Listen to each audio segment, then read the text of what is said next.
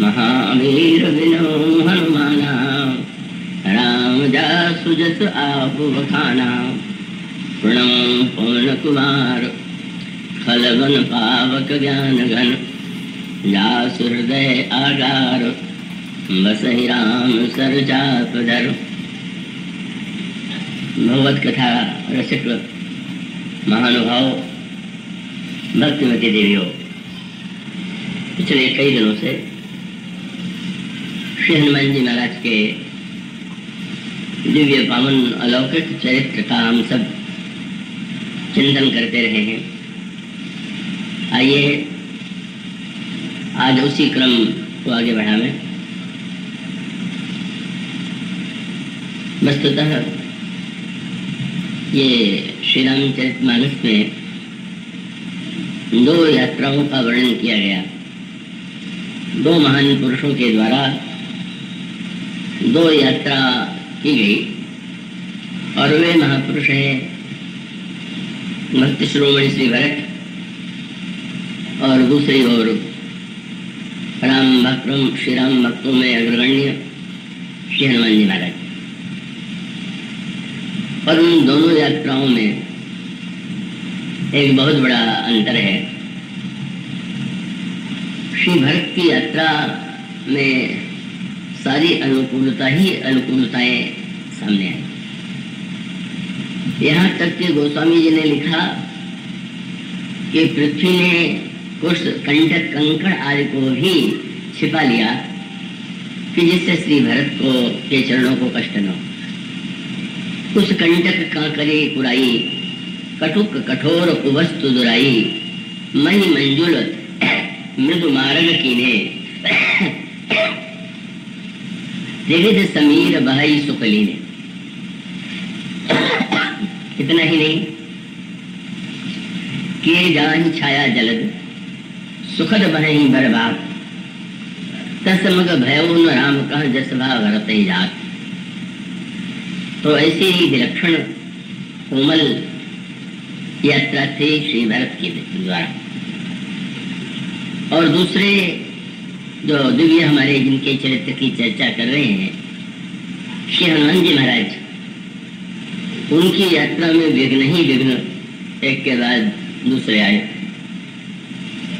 तो इस बार भी उन्हीं की कथा चल रही है तो विघ्न भी बार बार आ रहे हैं। और इतने विघ्न में भी आप लोग इतने आ गए तो यही लगता है कि आप लोग भगवत कथा के रसिक हैं।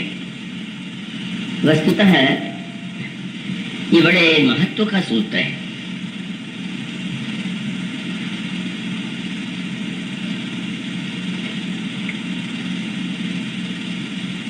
साधारणतया प्रत्येक व्यक्ति के हृदय में भक्ति और साधन के पथ की बड़ी सुकोमल कल्पना होती है और बहुधा व्यक्ति को प्रतीत होता है कि हम भगवान की भक्ति करेंगे, भगवान की पूजा करेंगे तो कोई विपत्ति नहीं आवेगी, कोई बाधा नहीं आवेगी और अनुकूलता ही अनुकूलता हमारे जीवन में रहेगी।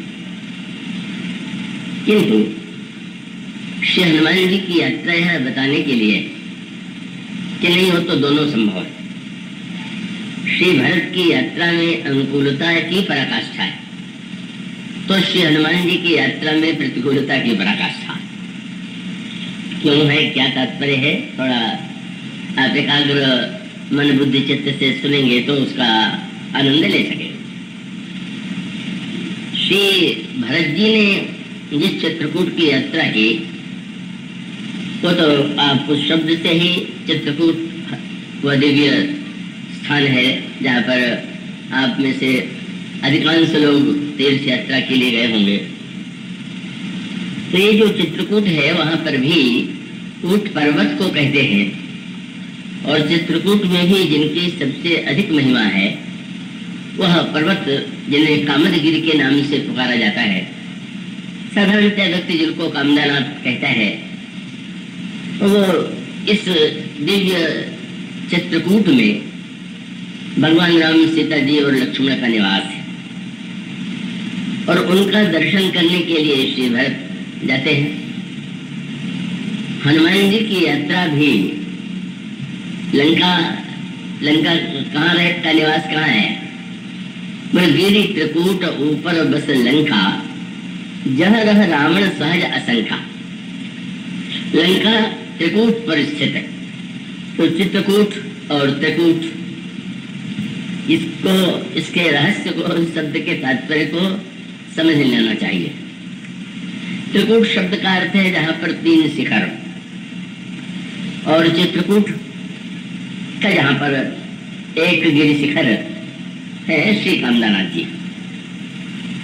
वैसे मुझे स्मरण आता है, मुझे सौभाग्य प्राप्त होता रहा कि बहुत थोड़ी अवस्था से चित्रकूट धाम मुझे अत्यंत प्रिय रहा है और जाता रहा। फिर मैं बहुत अकेले जाता और छिपा करके ही जाता था कि लोग वक्ता के रूप में मुझे न जान लें।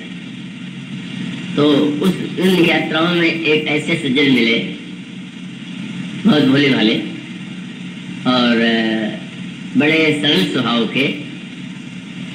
उनको यह भ्रम हो गया कि शायद मैं किसी धनिक सेठ का पुत्र हूँ, और भ्रम इसलिए हो गया कि शायद दान दक्षिणा देने की रुचि देख के उनको लगा होगा। तो वो बड़े प्रेम से मुझसे ये कहने लगे कि तुम तो कई वर्षों से आते हो, अब यहाँ का रहस्य मैं तुम्हें सुनाऊंगा, मैं तुम्हें कथा सुनाऊंगा। तो मैंने कहा कि इससे सौभाग्य बड़ा क्या होगा कि आप सुनाएंगे। तो उस समय मैं श्रोता और हमारे उनको गर्गी जी कहते थे, वो कथा सुनाते थे। तो सबसे पहले उन्होंने मुझसे ये पूछा कि चित्रकूट का अर्थ तुम जानते हो? तो मैंने कहा नहीं, मैं तो नहीं जानता, आपसे सुनने के लिए बैठा हुआ हूँ। तो उन्होंने एक नया अर्थ बता दिया। व्याकरण और साहित्य से उस अर्थ का कुछ लेना देना नहीं, लेकिन वो अर्थ जो है अपने आप में सचमुच बड़ा उपयुक्त मुझे बाद में लगा। उन्होंने कूट का अर्थ पर्वत नहीं किया, वो पढ़े लिखे में कुछ नहीं थे, बिल्कुल साधारण से साधारण भाषा का ज्ञान था। तो उन्होंने चित्रकूट का अर्थ मुझे बताया कि जहाँ पर चित्त को कूट दिया गया हो, वो चित्रकूट। तो कूट का अर्थ उन्होंने कूट न लिया। मैंने कहा कि भाई तो बड़ा अनोखा अर्थ है। अब वो कुछ वर्षों तक मुझे आनंद देते रहे, मैं उससे कथा सुनता रहा। अब एक बार ऐसा विचित्र अवसर हो गया कि कानपुर के कुछ लोग जा रहे होंगे जो मुझे जानते थे, वो शायद वो दंडवत प्रणाम करने लगे। तो उनको लगा कि तो कोई, बाद में संकोच करने लगे। पर मैं सोचता हूँ कि भोलेपन में भी जो उन्होंने अर्थ किया, उस अर्थ की सार्थकता। और सार्थकता क्या है कि मनुष्य के जीवन की जो समस्याएं हैं उसका केंद्र क्या है, और तब उसका केंद्र जो है मन है, बुद्धि है और अहंकार है और चित्त है।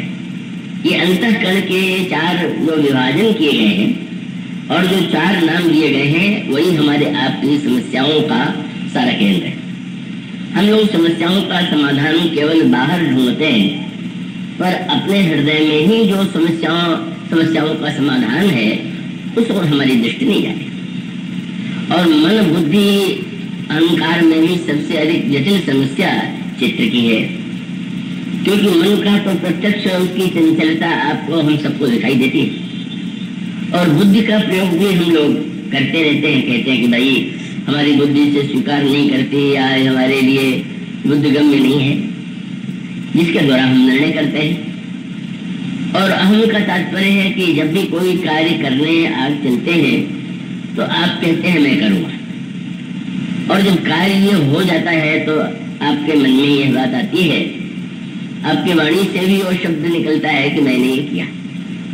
तो इस तरह से मन, बुद्धि और अहंकार, इन तीनों का दर्शन तो प्रत्यक्ष रूप से हम सबको होता है, पर इन तीनों के पीछे जो इन तीनों का प्रेरक है उसका परिचय हमें आपको नहीं मिल पाता, और उसी का नाम है चित्त।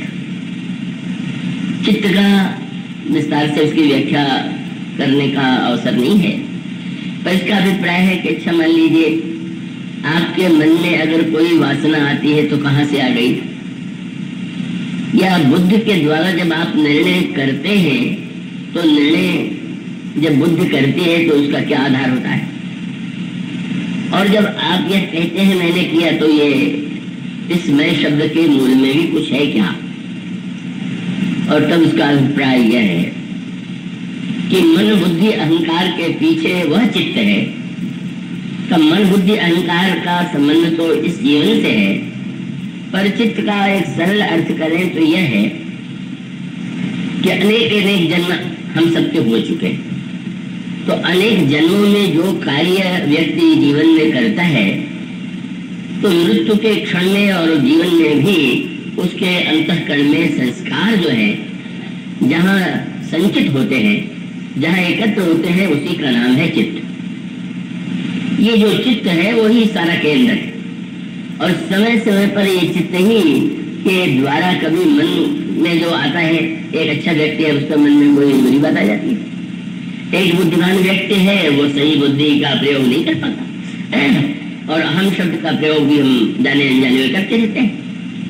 यह केंद्र चित्त का है। तो ये चित्त जो है, जब तक इसका समाधान नहीं होगा,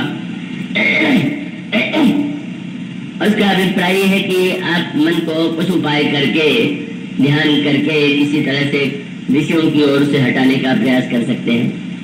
बुद्ध के द्वारा आप कथा श्रवण करके आपके बुद्धि में अच्छी बातें आ सकती हैं, और आप अहम के विषय में भी यह समझ सकते हैं कि भगवान के द्वारा ये कार्य हुआ। पर ये गोस्वामी जी ने जो शब्द कहा, इसकी व्याख्या उन्होंने विनय पत्रिका में की है, और वही सूत्र है। क्या बात है कि बुद्धि से समझ में आ जाता है कि ठीक है, पर उस समय पर वो उल्टा हो जाता है। मन में हम नहीं चाहते, वो कहाँ से बुराई आ जाती है।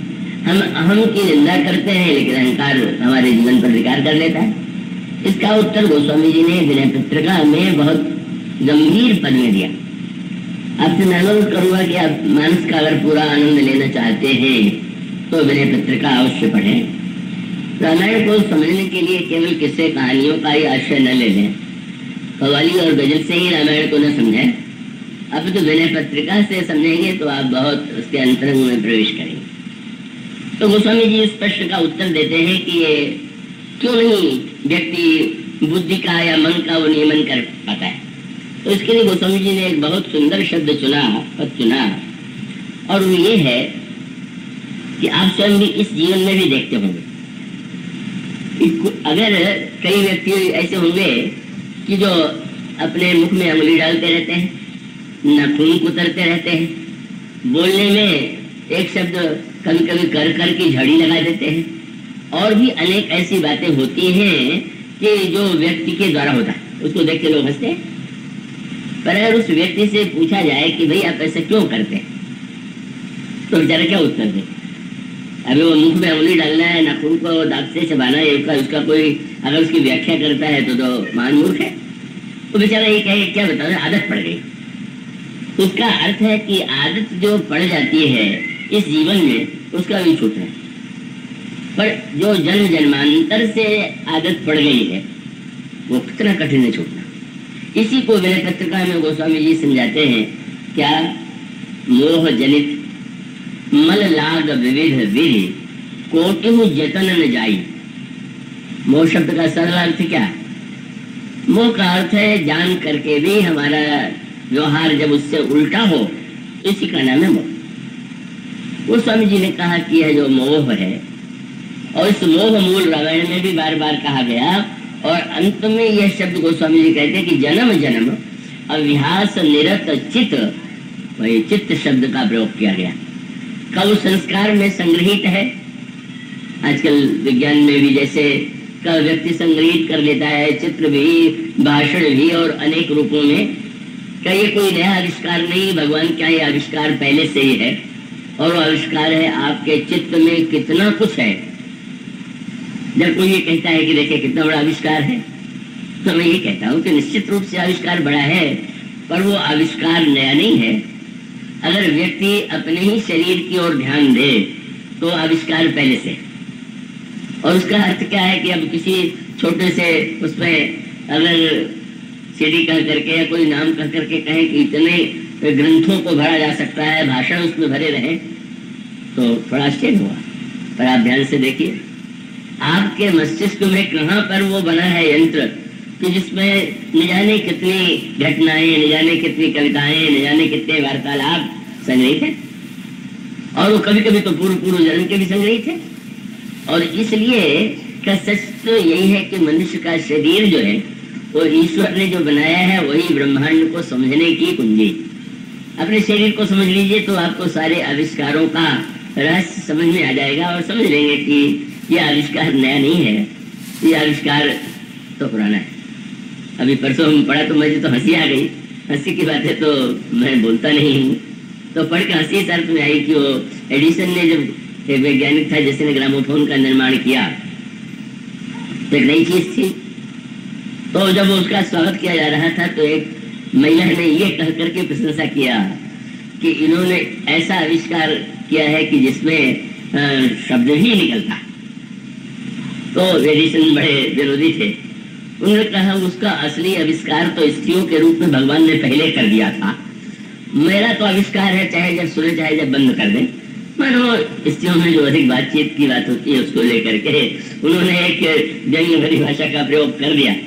तो इसका अर्थ ये कि कोई आविष्कार नया नहीं होता, वो सब के सब आपके जीवन में ही है, आपके मस्तिष्क में ही है, अंतःकरण में ही है, और वो जन्म जन्मांतर के संस्कार चित्त में संग्रहित। इसी को लेकर के तो विनोद बड़ा प्रसंग आता है। श्याम सुंदर श्री कृष्ण को कीचड़ या धूल में लिपटना उनको प्रिय लगता है, धूल में खेलते हैं, अम्मा इतने प्रेम से नहलाती है, श्रृंगार करती हैं, और ये जो है अपना श्रृंगार धूल से या कीचड़ से भर लेते। तो माँ को एक दिन क्रोध आया, और उन्होंने क्रोध में यद्यपि जो बात कही वो नाराजी की बात थी, पर भगवान कृष्ण को लगा कि माँ तो नाराजी में भी बहुत सही बात कह रही। बोले कृष्ण, ये तुम्हारा कार्य देख के मुझे लगता है, क्योंकि शास्त्र कहते हैं कि पुराने जन्म का अभ्यास छूटता नहीं, तो मैं बता सकती हूँ कि तुम पूर्व जन्म में क्या थे। अब मुस्कुराए, अच्छा क्या था? बोले जरूर तो शुकर थे। शुकर को कीचड़ में लिपटे रहना बहुत पसंद है। भगवान ने मन ही मन हंस के सोचा कि नाराजी में तुमने ठीक ही कहा है, मैं शुकर भी तो बन चुका हूँ। मीन कमट शुकर नरहरि बामन परशुराम पपधरी। मानो यशोदा मुख के द्वारा वही संकेत दिया गया। अभ्यास जो है, एक जन्म का अभ्यास नहीं छूटता, और जन्म जन्मांतर का अभ्यास कैसे छूटे? तो ये सबसे बड़ी समस्या है चित्त की। और ये जो चित्त की समस्या का अगर समाधान हो जाए तो मन बुद्धि अहंकार की समस्या मिटना कठिन नहीं। तो चित्रकूट माने क्या है?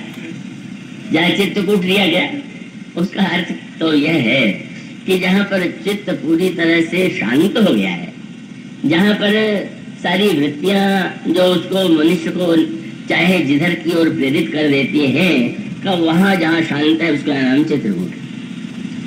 अब वो चित्रकूट बाहर भी प्रभु कहाँ निवास करते हैं? त्रेतायुग में, वो भी दिव्य धाम है।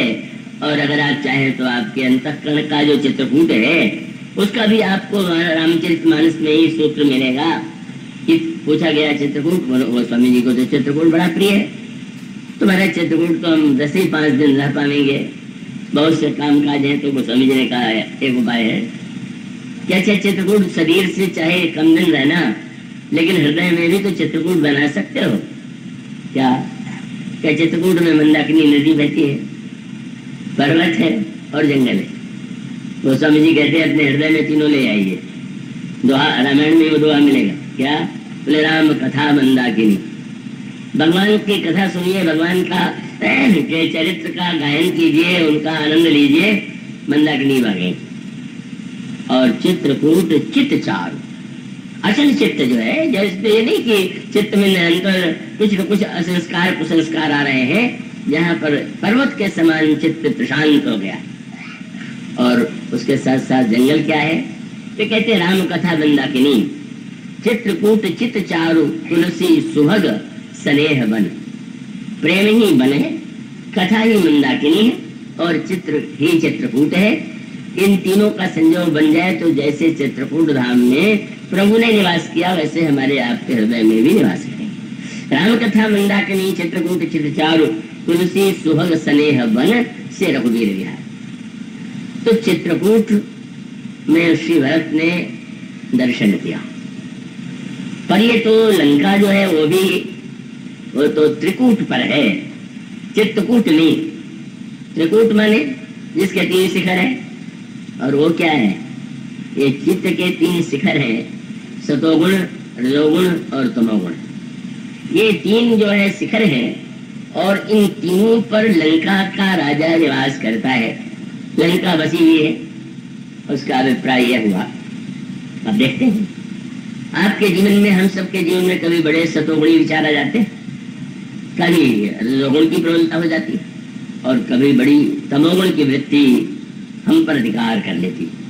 मानो चित्त का जो त्रिकूट है ये सतोगुण, रजोगुण और तमोगुण का प्रतीक है। तो चित्रकूट की यात्रा तो बहुत आनंददायी, पर त्रिकूट की यात्रा, हनुमान जी की यात्रा इसीलिए बड़ी कठिन है। हमारे श्रोताओं की यात्रा भी इसीलिए बार बार कठिन बन रही है, क्योंकि त्रिकूट में जाकर के अब उसको और गहराई से विचार करके देखें। भगवती सीता का दर्शन श्री भरत ने चित्रकूट में जाकर के किया, जहाँ पर वन है, पर्वत है, मुनि है, और दिव्य चारों ओर पशु पक्षियों में भी परस्पर प्रेम भाव है। ऐसा दिव्य चित्रकूट जहाँ पर उसके में प्रवेश करते ही श्री भरत को करत प्रवेश मिटे दुख दावा, जन जोगी परमार्थ पावा। श्री भरत जी चित्रकूट गए और हनुमान जी त्रिकूट गए। सीता जी कौन है? उनके अनेक रूप हैं, उनके लिए जो शब्द कहा जाए सबका सब उनके लिए उपयुक्त ही है। पर एक शब्द है शांति सीता समानीता आत्मा रामो विराजते। सीता जी मूर्तिमती शांति। चित्रकूट में शांति पाना सरल है, पर लंका में शांति को पाना कठिनाई तो यह है कि सब लोग तो चित्रकूट नहीं जा पाते और भीतर चित्रकूट नहीं बना पाते। अब जहाँ तक त्रिकूट की बात है, उसको बनाने की आवश्यकता भी नहीं, क्योंकि वो तो बने बनाया। अधिकांश लोगों के जीवन में ये त्रिकूट है, और उस पर लंका है, उस पर रावण का राज्य है। अब मानो संकेत ये है, और भी उसके गहरे तात्पर्य हैं, अधिक उसको वो नहीं बनाना चाहता मैं। निवृत्ति के द्वारा सीता जी की को पाना और लंका प्रवृत्ति भई, उसका अभिप्राय क्या है? व्यवहार नहीं हो कहे कि भाई किसी तीर्थ में आप जाएं, किसी आश्रम में जाएं, वहां पर शांति का मिलना सरल है। पर जहाँ चारों ओर सड़कें हों, जहाँ गाड़ियां चल रही हों, जहाँ वातावरण दूषित हो रहा, धुआं हो रहा हो, और जहाँ पर नाना प्रकार के कठोर से कठोर व्यवहार और नाना प्रकार के दुष्कर्म भी होते हों, वहाँ तो शांति पाना कोई सरल कार्य नहीं। वहाँ तो शांति पाना अत्यंत कठिन है। ये आप कहीं भी अनुभव कर सकते हैं। आप कहीं जाएंगे तो आपको शांति सरलता से मिल जाएगी, पर व्यवहार में रहें, संसार में रहें, और लोगों से मिलें, लोगों से व्यवहार करें, और फिर भी शांति चाहें। लेकिन प्रभु यह बताना चाहते हैं कि अब निवृत्ति का अभिप्राय है सर्वत्याग। तो सर्वत्याग जहां पर हो गया वहां तो शांति है ही है, पर प्रवृत्ति में शांति कैसे पाई जाए? जीवन में जो प्रवृत्ति में ही रह रहे हैं, क्या उनके लिए क्या मार्ग है? तो मानो हनुमान जी को एक काम सौंपा गया। वो तो कल की कथा में आप सुन चुके हैं कि सारे बंदरों को ये कार्य दिया गया कि आप लोग सीता जी की खोज कीजिए, और वो ठीक ही तो है। सबकी यात्रा, सबकी खोज तो शांति पाने की ही यात्रा है। कोई पूरब, कोई पश्चिम, कोई उत्तर, कोई दक्षिण, कोई समुद्र, कभी आकाश में। व्यक्ति किसे ढूंढ रहा है? शांति को। किंतु एक बड़ी समस्या है, व्यक्ति जो है वो 2 वस्तुओं को पाना चाहता है। एक शब्द है सुख और दूसरा शब्द है शांति।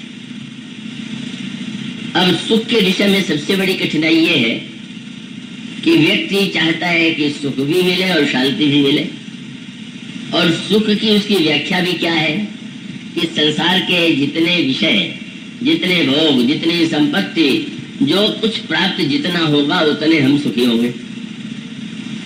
तो एक और सुख चाहते हैं, और सुख की व्याख्या यही है कि हमारे पास अधिक से अधिक भोग हो, और दूसरी ओर हम चाहते हैं शांति। तो दोनों में परस्पर स्वयं ही विरोध है, क्योंकि सुख पाने के लिए जब हम प्रयत्न करेंगे तो परस्पर राग होगा, द्वेष होगा, झगड़े होंगे, परिवार में भी, समाज में भी शांति पाने के लिए तो ठीक है, जो महापुरुष सब कुछ छोड़ करके एकांत में चले गए, वो मानो उन्होंने शांति स्थिति का अनुभव कर लिया, त्यागा शांति अनंतरम। किंतु प्रवृत्ति में शांति कैसे मिले, और यह प्रवृत्ति में शांति जो है यह अत्यंत कठिन है। पर प्रत्येक बंदर यात्रा करता है, और वो यात्रा कर हम सब भी कर रहे हैं, आप सब कर रहे हैं, और उस यात्रा में अलग अलग दिशाओं में यात्रा हो रही है। गोस्वामी जी कहते हैं कि बंदर सारी दिशाओं में गए, लेकिन श्री हनुमान जी महाराज और जिस यात्री साधक समूह के जो नायक हैं वो अंगद है। मैं आशा करता हूँ कि आप पूरी एकाग्रता से सुन रहे होंगे। तो अंगद के नायकत्व में जो भेजे गए नल, नील, जामवान, हनुमान, महेंद्र, जो सबसे गिने चुने श्रेष्ठ बंदर हैं, वो भेजे गए लंका की ओर। लंका दक्षिण में, तो दक्षिण की ओर जिन्होंने यात्रा किया, उसका सांकेतिक अर्थ है कि दक्षिण को मृत्यु और यम की दिशा माना जाता है। इसलिए जो पुराने संस्कार से अभ्यस्त लोग हैं वो दक्षिण दिशा में पैर करके नहीं सोते। उनको ये लगता है कि भाई यम की दिशा है, और कहीं हम उधर पैर करके सोए और पैर पकड़ के खींच लें तो कम से कम थोड़ा तो बचत हो ही जाए, कि उधर सिर करने पर पैर न करें। उसका अभिप्राय क्या है कि भाई जो व्यक्ति मृत्यु से निरंतर डरता रहता है वो तो बेचारा साधन करेगा तो अधूरा ही करेगा। तो वस्तुतः है जो निर्भय है, और निर्भय होकर के जो यम की दिशा है, और यो रावण की दिशा का भी अभिप्राय है कि रावण तो लंका का स्वामी है, और वो अपने आप को यम और काल का विजेता भी मानता है। तो उसका अभिप्राय है कि साधकों में भी का सभी साधक समान नहीं होते, और उन साधकों में अधिकांश भेजे गए और अन्य दिशाओं में, और वो चारों ओर सीता जी की खोज करते हैं। और सुग्रीव ने यह कह दिया है कि आप लोग यदि सीता जी का पता 1 मास में लगा करके लौटे तो इससे बढ़ के कोई बात नहीं होगी, और 1 मास में बिना पता लगाए भी लौट जाएं तो हम क्षमा कर देंगे कि चलो भाई इन्होंने प्रयत्न किया, सफलता नहीं मिली। पर 1 मास भी व्यतीत हो गया और बिना सीता जी को पाए लौटे तो प्राणदंड दिया जाएगा। बड़ी अनोखी बात है। उसका अभिप्राय है कि साधक जो है अगर अपने जीवन में एक अवधि बना करके चले तो उसका परिणाम होता है कि वो व्यक्ति जो है साधन का निर्वाह जो है अधिक अच्छी तरह से कर सकता है। अब कई लोग पूछते हैं जब की संख्या रखनी चाहिए कि नहीं रखनी चाहिए। तो जब की संख्या का अर्थ इतना ही है कि अगर आप माला से जब करें और संख्या को ध्यान में रख करके करें तो आपको ध्यान बना रहता है कि अभी माला पूरी नहीं हुई, और बिना माला के आप जब करें तो थोड़े देर में लगता है बहुत देर से हम भजन कर रहे हैं। मनुष्य को ये भ्रम बहुत होता है। तो माला का लाभ एक बहुत बड़ा ये है कि व्यक्ति जो है उसके द्वारा 108 दाने हैं और उसके दाने के साथ इतनी माला जप करनी है, इतना भगवान का नाम लेना है, तो मानो साधना में काल का, दिशा का और व्यवस्था का बड़ा महत्व है। और इसीलिए यह कहा गया। और एक सूत्र और भी है कि साधक को ये दावा कोई नहीं कर सकता कि उसकी साधना कितने दिनों में पूरी हो। किसी की साधना थोड़े दिनों में सफल हो जाती है और किसी की साधना बड़ा उसका लंबा समय लगता है। भगवान कृष्ण इसीलिए श्रीमद् भगवद गीता में दोनों ओर संकेत करते हैं। कई और भगवान ये कहते हैं कि तत्काल जो है ब्रजनम संतरिष्यसि का यह जो दिव्य ज्ञान योग है उसके द्वारा व्यक्ति तत्काल जो है मुक्त हो जाता है, पाप मुक्त हो जाता है, मुक्ति प्राप्त कर लेता है। पर उसके साथ साथ भगवान ने दूसरे प्रसंग में अर्जुन से कहा कि ये न मान के चलना कि अब दिन निश्चय करने से उत्साह बना रहे तो अच्छा, लेकिन दिन निश्चय करने का परिणाम ये न हो जाए कि अब उतने दिन में नई सफलता मिली तो कहने लगे कि सब कुछ बेकार है। इसलिए सावधानी है। मतलब जब आप कीजिए, आप पूजा कीजिए और एक उद्देश्य बना के चलिए। कई लोग पूछते हैं भगवान का दर्शन कितनी माला करने पर होता है। संतों ने कभी कभी संख्या भी बता दिया। कई लोग ऐसे भी हैं कि उससे बड़ी संख्या में करने पर भी यही कहते हैं कि मैं भगवान का दर्शन नहीं हुआ। कई लोगों को थोड़े में ही भगवान का, हनुमान जी का दर्शन होता है, ये भी दिखाई देता है। तो ऐसी स्थिति में उसको सही अर्थ में ही ग्रहण करना चाहिए। इसका अभिप्राय यह है कि आप एक लक्ष्य बना करके चलें, समय का निर्णय कर लें, संख्या का निश्चय कर लें, लेकिन भगवान ये भी कह देते हैं कि कोई बात नहीं, इस जन्म में नहीं तो क्या हुआ, अंतो गत्वा आप विद्यालय की एक परीक्षा पास करने के लिए इतने वर्ष लगा देते हैं, कितनी तन्मयता से और कितने परिश्रम से विद्यार्थी अध्ययन करते हैं रात रात भर जग करके, पर भगवान की प्राप्ति के लिए आपको लगता है कि बस वो तो तुरंत हो जाए। इसलिए भगवान ने दूसरा सूत्र कहा, अनेक जन्म संसिद्धिस्ततो याति परांगति। अनेक अनेक जन्मों तक व्यक्ति साधन करता रहे तो साधन करने के बाद मनुष्य को सिद्धि प्राप्त होती। तो दोनों ओर ही साधन में उत्साह बनाए रखने के लिए ये संख्या बताई जाती है। भगवान कोई उस संख्या से बाध्य थोड़ी है, वो उनका निर्णय थोड़ी है कि आप इतना जब करेंगे तो मिल ही जाएंगे। पर संत लोग जो कहते हैं उसके पीछे दो कारण। एक तो यह है कि जिसको जितना करने पर दर्शन हुआ, स्वाभाविक है अपना अनुभव दूसरे को बता देगा। और दूसरी बात ये होती है कि कोई न कोई एक वो तो बनाना पड़ेगा। जैसे आप एक विद्यालय में पढ़ते हैं तो उस पर तो एक नियम है कि भाई इतने वर्षों में आपको ये जो उपाधि है, आचार्य है, वो प्राप्त होगा। लेकिन ऐसे भी तो विद्यार्थी जो एक कक्षा में कई कई वर्ष भी रह लेते और क्या उतने वर्ष में ही वो पास हो जाते हैं क्या? तो इसका अभिप्राय है कि साधक को निरंतर इस बात की ओर ध्यान देना चाहिए कि हम प्रयत्न करते हैं और प्रयत्न करते हुए अगर सफलता मिल जाती है तो बहुत अच्छी बात है, और नहीं मिलती है तो वो जन्म, कितनी सुंदर बात आती है। पार्वती जी तपस्या कर रहे, नारद जी ने तपस्या करने के लिए कहा, शंकर जी ने सप्तर्षियों से कहा जाकर के जरा पार्वती जी की परीक्षा ले लो। जब वो परीक्षा लेने के लिए गए तो उन्होंने प्रश्न किया, इतना आपका सुकुमार शरीर है, ये इतनी तपस्या किसके लिए कर रहे हैं? हमारी बात और जड़ता सुन के हंसी अवश्य आवेगी। तो पहले से कह दिया, पहले से मान के चली कि हंसेंगे। पहले से कोई सोचे नहीं हंसेंगे तो उसको बुरा लग जाता है, तो क्या आप हमारी जड़ता सुन करके हंसेंगे क्या? बोले चाहिए सदा शिव ही भरतारा। मैं भगवान सदाशिव को पाने के लिए ही ये तपस्या कर रहे हैं, और जो कल्पना थी वही हुआ। श्रुत वचन भी ऐसे रिसे, सातों महात्मा हंस पड़े। लेकिन अगर पार्वती जी ने पहले ये समझा होता, माना होता कि बड़ी प्रशंसा करेंगे कि वाह वाह आपका लक्ष्य तो बहुत पवित्र है, बड़े ऊंचे आपके विचार हैं, तो उनको आगे की बात सुन के चोट लगती। लेकिन वो तो पहले कह चुकी थी कि आप तो हमारी बात पर हंसेंगे। अब सात संसार के सर्वश्रेष्ठ ऋषि हंसने लगे तो पूछ दिया, ये शंकर जी को पाने की का जो लक्ष्य तुमने चुना किसके कहने से किया? बोले नारद जी के पास, और हंसे। अरे तो वो ब्रह्मचारी विवाह बिगाड़ता है कि विवाह कराता? कैसा गुरु तुमने सुना? अरे विवाह के लिए किसी गृहस्थ को चुनना चाहिए था कि वो नारद, और तुम्हें पता नहीं है कि वो नारद जो है मन कपटी तन सज्जन चीन्हा, तो मन से बड़ा कपटी है, शरीर से साधु लगता है, और आप उस शरीर से सब वही चाहती है।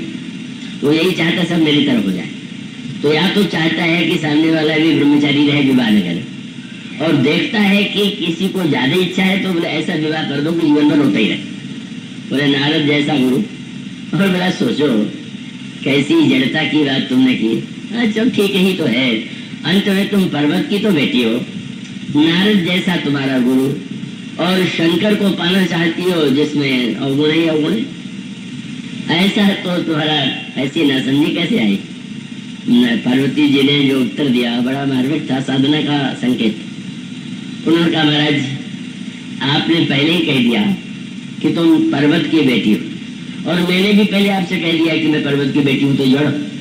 तो जड़ को जो उपदेश दे वो बुद्धिमान है क्या? पत्थरों को भी उपदेश दिया जाता है क्या? तो महाराज ये तो लगता है कि आपने श्रोता का सही चुनाव नहीं किया। मैं तो पत्थर की बेटी हूँ। ये बड़ी कड़ी परीक्षा थी। अच्छा ये बताओ कि अगर शंकर जी स्वयं आकर के कह दें कि नारद की बात मत मानो, तब आप क्या कीजिएगा? तो पार्वती जी ने कहा, शंकर जी की प्रत्येक आज्ञा मान सकती हूँ, लेकिन तजो न नारद कर उपदेशो, आप कहानी 7 बार महेश, एक बार नहीं 100 बार भी शंकर जी अगर कहें तो उनकी बात नहीं मानूंगी। कितनी सूक्ष्म बात है। जब भगवान शंकर को पाना चाहती है पति रूप में, तो पत्नी को पति की बात माननी चाहिए। पर उन्होंने कितनी गहरी बात कही, उनकी प्रत्येक बात मानूंगी, लेकिन नारद जी तो मैं भगवान शिव को कैसे पालूं इसका उपाय बता रहे हैं। और रोकने का अर्थ है कि वो चाहते ही नहीं कि मैं उन्हें पाऊं। तो मैं और बात तो मान लूं, पर गुरु जी ने जो बता दिया है शंकर जी के कहने पर भी नहीं। अब और कड़ी बोले, तुम जानती हो बड़ा विलक्षण देवता है वो, तो जब देखो तब समाधि में चला जाता है, बैठ जाता है। ये कुछ महीने तक कितने वर्ष तपस्या करोगे? मान लो बहुत दिनों तक तपस्या करने पर भी अगर वो न मिले तो? तब वो नारद पार्वती जी ने जो कहा, उन्होंने कहा, महाराज एक जन्म की क्या बात, कुछ वर्षों की क्या बात, क्या पर जन्म कोटि लगी रगरी हमारी, बरम शंभु न तो रहूं कुमारी। करोड़ जन्म तक मैं इसी तरह तपस्या करती रहूंगी, या तो शंकर जी को पति प्राप्त करूंगी या कुमारी रह जाऊंगी। ये जो संकल्प है, मानो एक विधि है, नियम है, लेकिन उसके साथ साथ यह संकल्प भी है कि न एक जन्म में न सही अनेक जन्मों तक भी संसार की वस्तुओं को पाने के लिए इतना समय लगा देते हैं, भगवान को पाने के लिए कितने भी जन्म क्यों लेने पड़े। मानो ये जो प्रसंग है ये केवल इतिहास ही नहीं, त्रेता युग में ऐसा इतिहास भी हुआ, लेकिन उस इतिहास की विशेषता ये है कि जो साधन पथ में चलना चाहते हैं उनके लिए उसमें वो सारे सूत्र मिल जाते हैं जो इस हनुमान जी की यात्रा में पढ़ने को मिलता है। और तब संक्षेप में ही उसका सूत्र यही तो है, सब बांदर चलते हैं, लेकिन चलने वाले बांदरों में से श्री हनुमान जी को जो वस्तु मिली और हनुमान जी ने उस वस्तु को जिस तरह से धारण कर लिया वो अन्य किसी बंदर को नहीं प्राप्त है। क्या? प्रभु ने हनुमान जी को पास में बुलाया और मुद्रिका उनको दे दिया, और मुद्रिका राम नाम से अंकित है। तो मानो नाम की महिमा का रामायण में सबसे अधिक वर्णन है, और ये कहा गया कि भगवान के नाम से बढ़ करके अन्य कुछ नहीं। तो श्री हनुमान जी को ये एक अनोखी मनुष्य का स्वभाव है, क्या? महिमा सबसे अधिक नाम की, और नाम का जप करना सबसे सरल। और भक्त तो कहते हैं कि भाई राम नाम तो बोलने में सरल है, कृष्ण नाम में चाहे जी थोड़ी टेढ़ी करनी पड़े। ये तो विनोद में मैं कह रहा हूँ, कृष्ण भक्त बुरा नहीं मान लेंगे, पर राम नाम तो बहुत सीधा बड़ा सरल है। लेकिन क्या अनोखी बात है, जब राम नाम की इतनी महिमा है तो राम नाम लोग क्यों नहीं ले रहे? बोले उसकी जो सरलता है वही कठिनाई। सरलता माने जो कठिनाई होती है उस पर लोग भरोसा करते हैं, और जो बहुत सरल हो, किसी से कह दिया भाई राम नाम का जप करो तो बोले हम तो पहले से जानते, आपने क्या बताया। तो इसका अभिप्राय कि वो 2 अक्षर से ही परम कल्याण हो सकता है, यह सत्य होते हुए भी इसमें विश्वास अत्यंत कठिन। इसीलिए भगवान नाम के और मंत्र के संबंध में जो उपदेश देते हैं उसमें मुख्यता का है कि बोले मंत्र जाप मम दृढ़ विश्वास हो जाए कि नहीं, यह जो एक राम नाम है, विश्वास एक नाम राम को, यह वृत्ति हनुमान जी में ही विद्यमान। हनुमान जी उस नाम का आश्रय लेकर के साधना का सबसे बड़ी महत्व का पूर्ण पक्ष यह है कि इतने विषय हैं और इतने सांकेतिक हैं, ध्यान की जैसे बड़ी महिमा।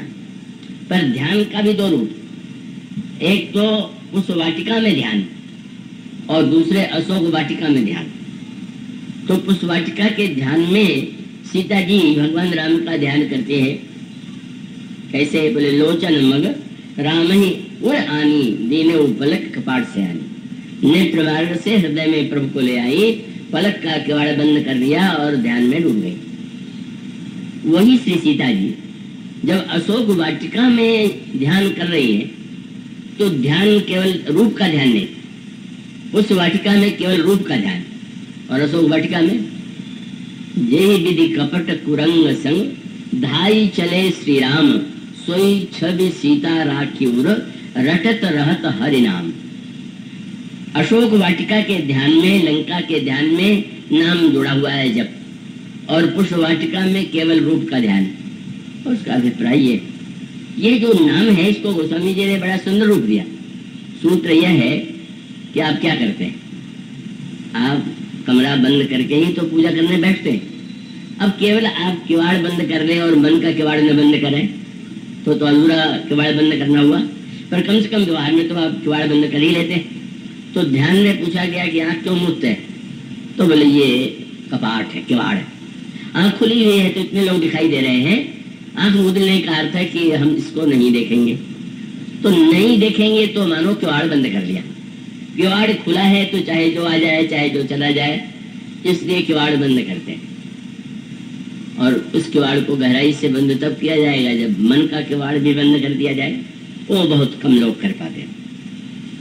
पर बहुत सुंदर साधना का तत्व हनुमान जी ने प्रभु के सामने निवेदन किया। बाद में हनुमान जी जब महान कठिन यात्रा करके सारी कठिनाइयों को पार करते हुए जब जनक नंदन ने सीता का दर्शन किया, इतनी विपत्ति, इतनी बाधाएं आई और अंत में लौट करके आए, तो प्रभु ने पूछ दिया क्या सीता जीवित है? तो उन्होंने यही कहा कि महाराज वे तो प्राण छोड़ सकती हैं, लेकिन एक बात बताइए, किवाड़ बंद हो और किवाड़ के बंद होने के साथ ताला लगा हो और ताला के साथ पहरेदार भी हो, तब कैसे चोरी हो?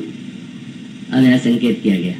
ध्यान तो किवाड़ हो गया और उसके साथ साथ सीता जी जो श्री राम के चरणों की ओर देखती हैं, वो हनुमान जी ने कहा महाराज नाम का पहरेदार का ताला भी काम करता है, किवाड़ भी महत्वपूर्ण है, पर पहरेदार तो पहरेदार अगर सचमुच तगड़ा है तो उसके द्वारा चैतन्य है। तो हनुमान जी ने कहा महाराज लंका में श्री किशोरी जी आपके नाम का जप कर रही है, मानो पहरेदार है, और आपके चरणों की स्मृति है, वही मानो ताला है, और आपके ध्यान में और नेत्र मूंद करके जो डूबी हुई वही कपाट। नाम पारो दियो सनिसि, ध्यान तुम्हारे कपाट, लोचन निज पद जंत्रित प्राण जाहि के बाट। और इसका अभिप्राय है कि प्रतिकूल परिस्थितियों में भगवान का नाम अवश्य पहरेदार के रूप में आश्रय लीजिए, नाम जप अवश्य कीजिए। नाम जप के द्वारा ही आपकी साधना सुरक्षित रहेगी और प्रतिकूल वृत्तियों से बचने का यह उपाय। हनुमान जी ने उस मुद्रिका को, इसी राम नाम को, उस लंका में मैं जा रहा हूँ जो जहाँ पर प्रवृत्ति है, जहाँ भोग है, जहाँ विलास है, जहाँ प्रतिकूलता है, वहाँ हनुमान जी नाम का आश्रय लेकर के ही, मुद्रिका का आश्रय लेकर के ही उस लंका में प्रस्थान करते हैं और समस्त विघ्न बाधाओं को पार करते हुए। मृत्यु जी ने यही कहा, कुछ लोग ऐसे होते हैं कि विघ्न की कल्पना करके ही काम नहीं करते। अरे भाई बड़ी कठिनाई, प्रारब्धते न खलो विघ्न भय नहीं चाहिए। निम्न कोटि का व्यक्ति विघ्न की कल्पना से ही काम नहीं करता। और प्रारब्ध विघ्न विहिता विरयंत विरमंति मध्या, मध्यम कोटि का वह है कि जो करता तो है पर विघ्न पड़ने लगे तो छोड़ देता। और विघ्न ही पुनः पुनः प्रतिहन्यमाना प्रारब्ध उत्तम जना न परित्यजन्ति। तो श्रेष्ठ वो है कि विघ्न पर विघ्न आते जाएं, और वह जो है मनो संकेत यही है कि सर्वदा भरत जी की यात्रा की कल्पना मत कीजिए, हनुमान जी की यात्रा जिसमें इतने विघ्न हैं, और उन समस्त विघ्नों को हनुमान जी किस तरह से भगवान के नाम के प्रभाव से पार करके अंत में शांत रूपा सीता की कृपा प्राप्त करते हैं, इसकी चर्चा कल होगी। आज इतना बोलिए सियावर।